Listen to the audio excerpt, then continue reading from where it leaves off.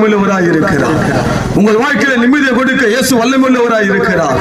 என் அன்பு சகோதரனே, என் அன்பு சகோதரியே, இயேசு கிறிஸ்து எந்த மனுஷனை கட்டாயப்படுத்தலங்க, எந்த மனுஷனை வற்புறுத்தல.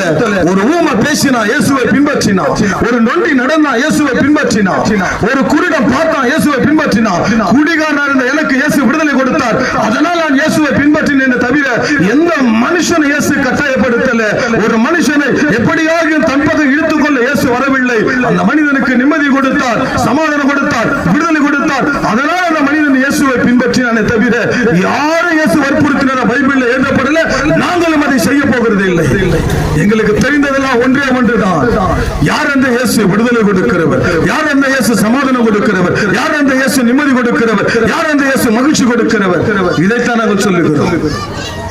எந்த மனுஷனை இயேசு கட்டாயப்படுத்த விரும்பல, எந்த மனுஷனை இயேசு வற்புறுத்தினார் பைபிள் இல்ல.